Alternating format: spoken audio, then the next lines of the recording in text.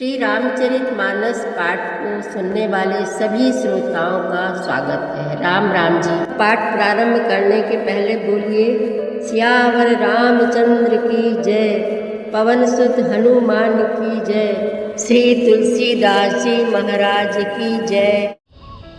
जो बिलोगी अनुचित कहूँ, क्षमहु महामुनि धीर। सुनी सरोस भृगुवंश मनि, बोले गिरा गभीर।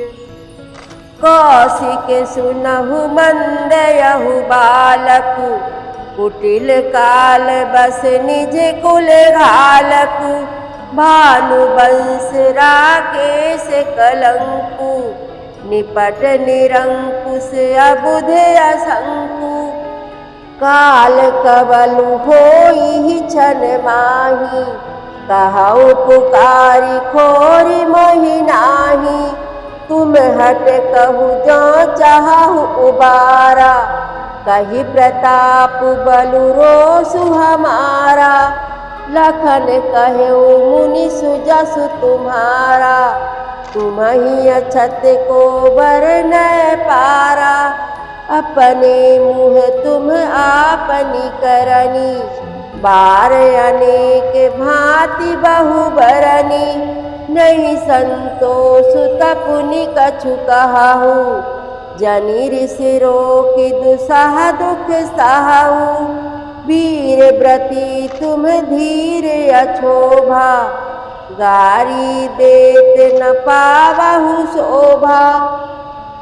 मुनि परशुराम जी और लक्ष्मण जी के संवाद में लक्ष्मण जी आगे कहते हैं कि देवता, ब्राह्मण, भगवान के भक्त और गौ, इन पर हमारे कुल में वीरता नहीं दिखाई जाती, क्योंकि इन्हें मारने से पाप लगता है और इनसे हार जाने पर अपकीर्ति होती है।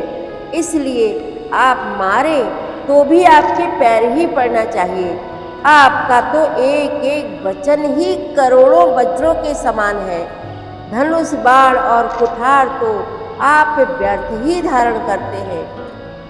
धनुष, बाण और कुठार को देखकर मैंने कुछ अनुचित कहा हो तो उसे हे धीर महामुनि क्षमा कीजिए। यह सुनकर भृगुवंश मणि परशुराम जी क्रोध के साथ गंभीर वाणी बोले, हे विश्वामित्र सुनो, यह बालक बड़ा कुबुद्धि और कुटिल है।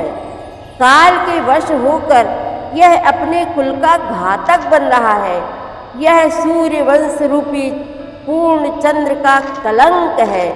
यह बिल्कुल उद्दंड, मूर्ख और निडर है।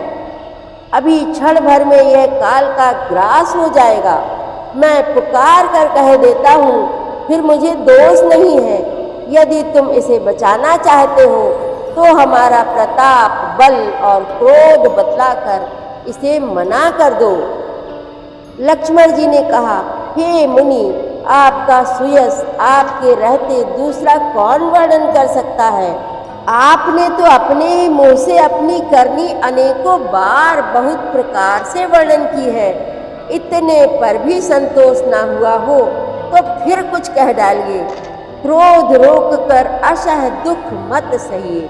आप वीरता का व्रत धारण करने वाले, धैर्यवान और क्षोभ रहित हैं। गाली देते शोभा नहीं पाते। सूर समर करनी करही, कहीं न जनावहीं आपु।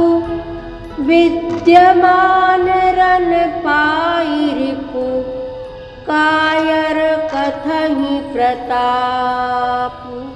सियावर रामचंद्र की जय, पवन सुत हनुमान की जय, श्री तुलसीदास जी महाराज की जय। प्रतिदिन श्री रामचरितमानस पाठ में शामिल होने के लिए हमारे चैनल अपनी विरासत को सब्सक्राइब कर लीजिए और घंटी का बटन भी दबा दीजिए, जिससे रोज़ सुबह 7 बजे आपके मोबाइल में एक दोहा रामायण पाठ का आ जाएगा। वीडियो को ज़्यादा से ज़्यादा शेयर करके इस नए काम में भागीदार बनिए। धन्यवाद।